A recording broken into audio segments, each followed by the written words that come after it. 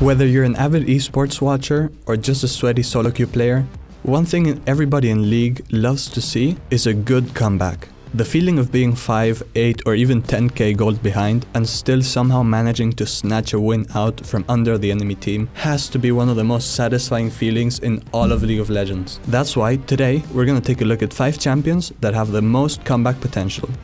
Number 5. Sivir. First off, let's clarify something. Most of the champions on this list are going to follow a trend. They are, for the most part, all late game hyperscaling champions. That should come as no surprise, since comebacks tend to drag out games a lot, and most of the time, if one happens, it will be nearing the late game. So, with that out of the way, why is Sivir our number 5 pick?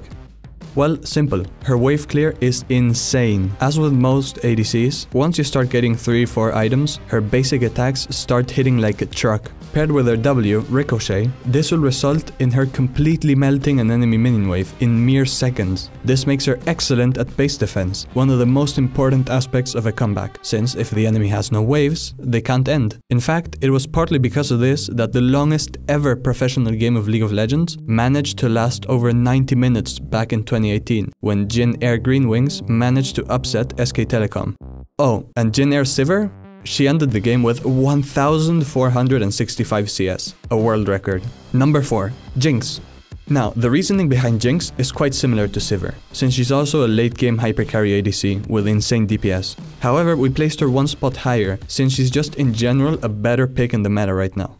Be honest, when was the last time you actually saw a Sivir?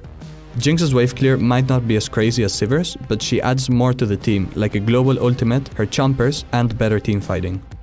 For our number 3, we have everyone's favorite snake lady, Cassiopeia. When you think late game, Cassio is definitely one of the first champions to cross your mind.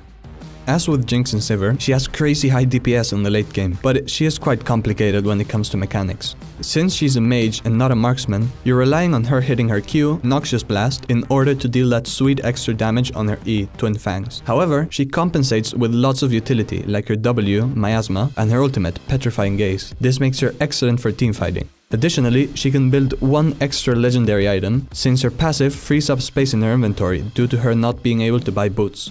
And, since she builds AP, she can be great to round out the damage profile of a team if you already have lots of AD, making it harder for the enemy to itemize against you. In the number 2 spot, we have the Void Walker himself, Kassadin.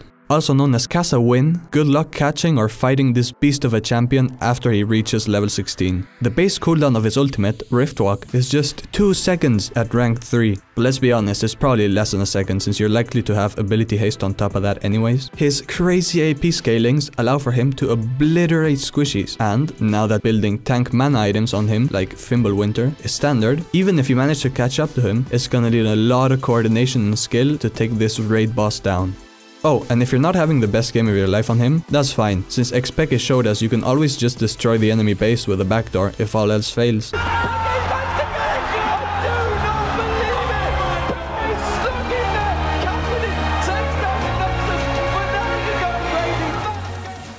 Number 1 on our list is Pyke, the Blood Harbor Ripper. Shaking it up a bit, this time we're not talking about a late game hypercarry champion, but rather a more early game focused assassin. This isn't the type of champion that would usually excel in a late game comeback scenario, but in the early and mid game, this drowned sailor is perfect for closing the gold gap between the two teams. The reason for this is his ultimate, Death from Below. Even without the gold bonus, it would still be a strong ultimate, since it's an AoE execute with resets and a low cooldown. Perfect for turning around the teamfight and the gold deficit.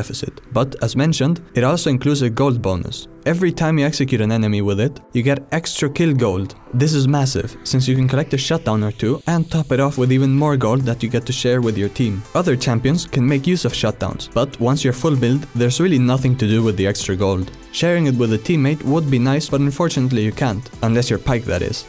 Another name off the list. So, that wraps up our list of 5 champions with insane comeback potential. Remember though, any champion can make a comeback happen. You just have to believe. Also, maybe like try not surrendering at 15 minutes next time.